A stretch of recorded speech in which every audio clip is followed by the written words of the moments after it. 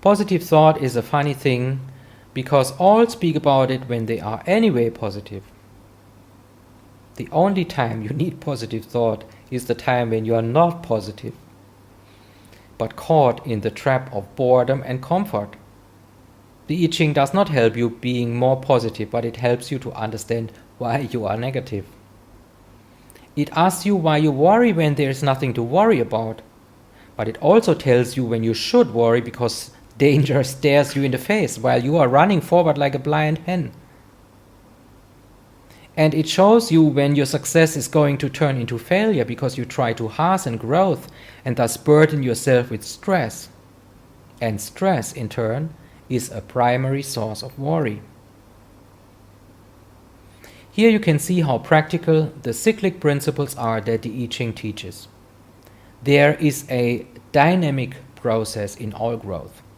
First, there's an effort, and this effort is most of the time so consuming that there is simply no space for worries.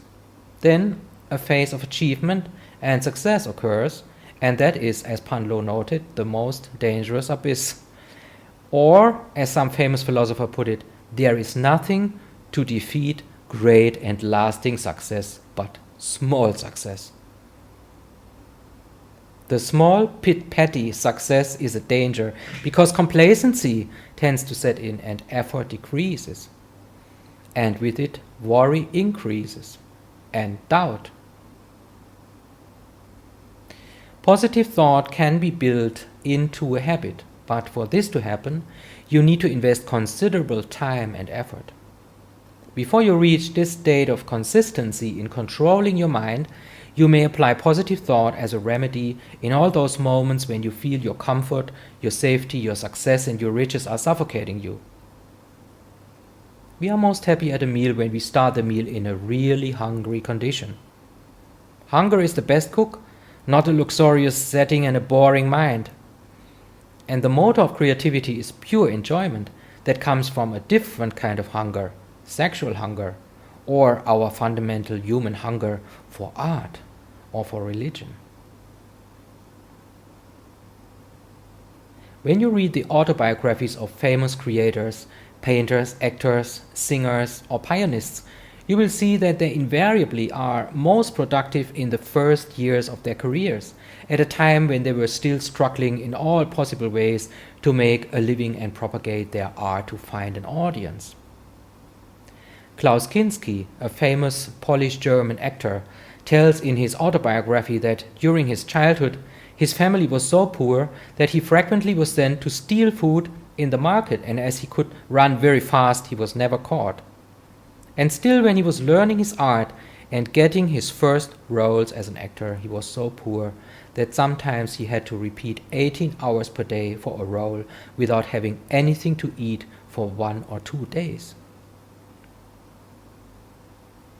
The human nature is such that the surest death blow to creativity is total satiation.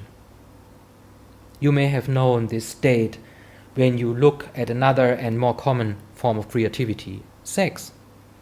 When you have been most happy in your sexual affairs, was it not during the times when you could have sex only once in a while and when you had to use one or the other form of creativity to find a good partner?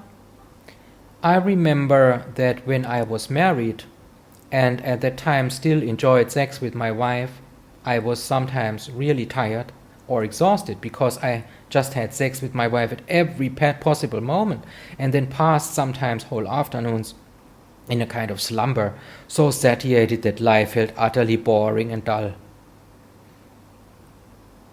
This was adding on to another kind of satiation, which was the one with food and comfort.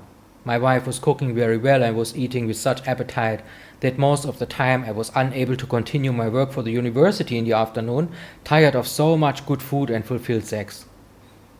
We also were having a very nice duplex apartment at the time, and I got a new piano and was driving a Jaguar limousine. I was thus satiated in every respect, and that was a very dangerous condition. Why was it dangerous? Because my creativity fell in a deep slumber. It was like I had settled down forever, and life became increasingly shallow with every day. It is interesting to observe the life of individuals and compare the insights with those you gain from observing the life of companies. You will then understand why the I Ching invariably applies for the life of individuals, companies, or even countries. It is because life patterns are universal and not bound to human nature. I am talking about growth processes. All life is growth, and growth can be healthy and constructive or unhealthy and destructive. Cancer is a growth process as well, but a destructive one. The lesson to learn from nature is to not desire blind or excessive growth, but organic and natural growth. Excessive growth is destructive. The I Ching expresses this truth with hastening growth lets the plant shoot up, but it destroys the fruit. When you measure growth only in terms of speed, or what I call forward direction, you disregard the cyclical nature of life. Standstill and backward direction, or retrogradation, are essential movements in natural growth processes, and they have within the cycle the same importance as the forward direction. Every planet spins for several months in a year in the opposite direction. This is called retrogradation in astronomy and astrology. In astrology, we interpret the energy of a planet also depending on its spin. When the energy of the planet is in forward direction, it is expressed more on the outward level, and its effects are immediate and mostly also visible.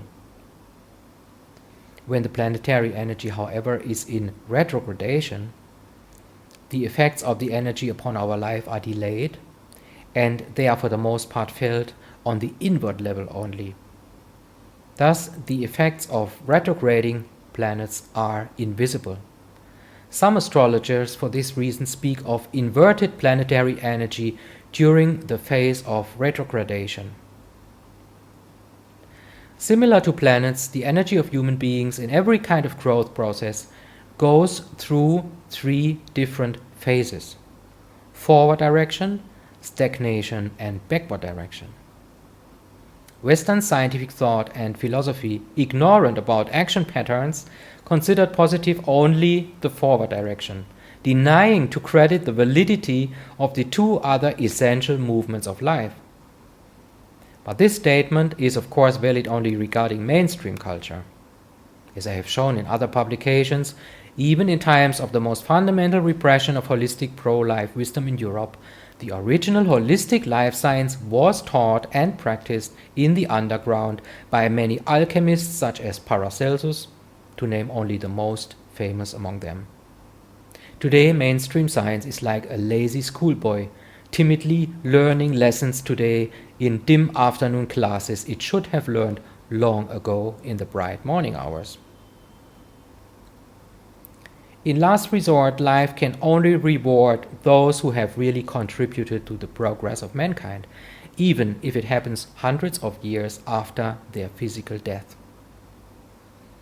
Truth cannot be veiled for long. It will eventually appear and shine through the thickest layers of ignorance and malevolent denial of reality.